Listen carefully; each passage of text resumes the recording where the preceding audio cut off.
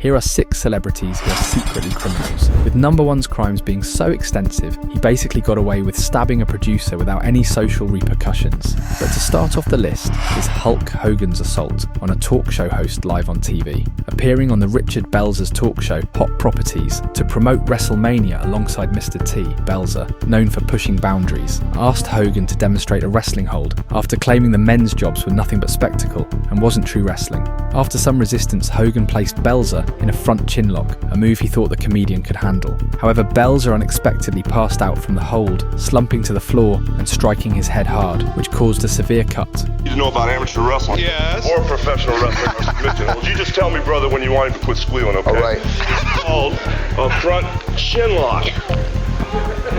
How about it, T? Keep him like that for a little while.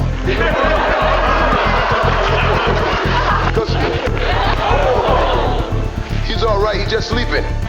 He's sleeping. Really, I was a sleeper hole. He'll be all right. He's waking up now. That was a serious move. A lot of people. See, it works. All right, brother. And now, we'll be right back after this word from you-know-who.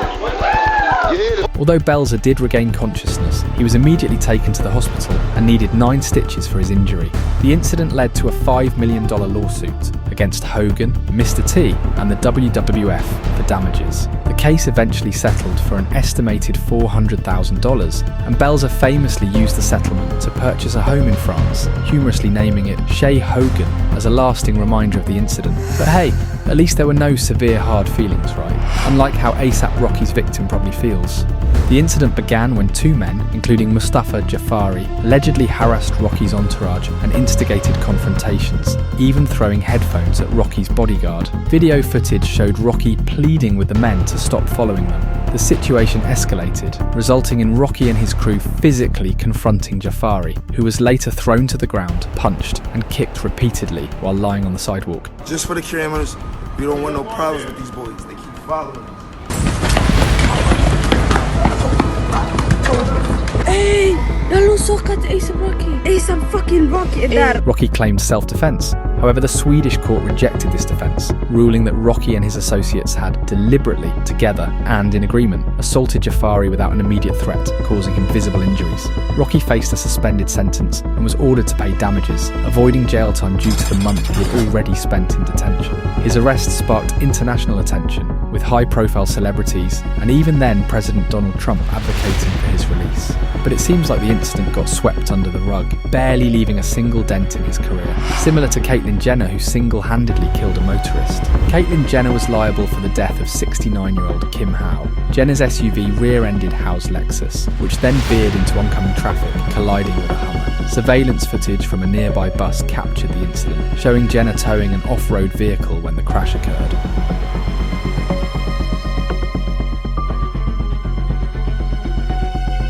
Despite the significant impact, Jenner was not injured and cooperated with authorities by passing a field sobriety test and voluntarily providing a blood sample. Authorities investigated the possibility of vehicular manslaughter, but ultimately, Jenner was not charged, as there was insufficient evidence to prove criminal negligence. The aftermath included a wrongful death lawsuit filed by Howe's stepchildren, who claimed Jenner had been careless, negligent, and reckless. Another motorist involved, Jessica Steindorf, also sued Jenner for personal injuries, alleging similar negligence. Jenner expressed deep regret over the tragedy and settled the claims with substantial financial agreements, but Jenner largely got away with it, similar to how her stepdaughter, Khloe Kardashian, secretly swept her criminal charge of a DUI under the rug. Shit began in 2007 with a DUI arrest in Los Angeles, reportedly fueled by personal struggles. Sentenced to 3 years of probation, community service, and mandatory alcohol education, she initially complied but later violated her probation. In 2008, after failing to complete required community service and missing court-ordered classes, allegedly while vacationing, she faced consequences. As a result, a judge sentenced her to 30 days in jail and enrollment in a residential treatment program. Later in 2008, Kardashian turned herself in at Linwood Century Regional Detention Facility, where she was processed and held briefly. Due to overcrowding policies for non-violent offenders, she was released after serving less than 3 hours of her 30-day sentence.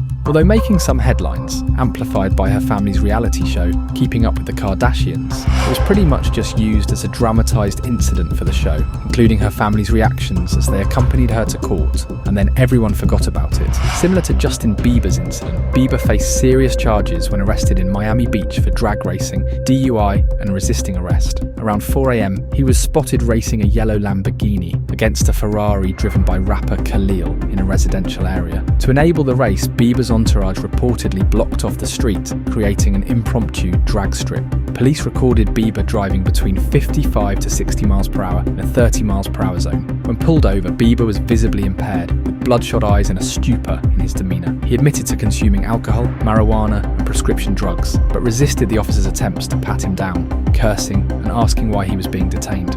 Despite failing the field sobriety test, he continued to challenge the arrest, demanding answers in profane outbursts.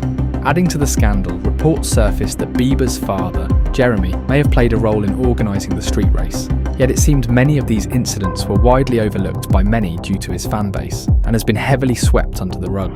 Just like Jay-Z's crimes, as it seems no one knows he's been charged for stabbing a producer. Okay, so more recently Jay-Z has been more and more in the spotlight for being an extremely horrible person, based on his relationship with Puff Daddy. But a crime that seems everyone has forgotten about is the violent stabbing he committed. In December 1999, Jay-Z confronted record producer Lance Rivera at a Manhattan club, allegedly over rumours that Rivera had leaked Jay-Z's upcoming album, Volume 3, Life and Times of S. Carter. During a heated exchange, Jay-Z reportedly became so enraged that he stabbed Rivera, although Rivera later claimed it wasn't Jay-Z who actually inflicted the injury. Accounts suggest that multiple motives were at play, including tensions related to both Rivera's bootlegging activities and possibly personal grievances over Charlie Baltimore, a rapper with ties to both Rivera and Jay-Z.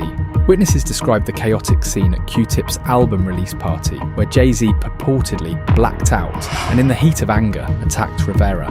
After the incident, Jay-Z faced a potential 15-year prison sentence for attempted assault. However, in 2001, he accepted a plea deal, admitting to third-degree assault, which allowed him to avoid prison time in exchange for 3 years probation. Jay-Z later reflected on the event as a defining moment, acknowledging the impact it could have had on his career had he not taken the deal. He ultimately attributed his actions to the pressures and paranoia of the industry at the time. But hopefully Jay-Z will get the karma he deserves over the P. Diddy allegations.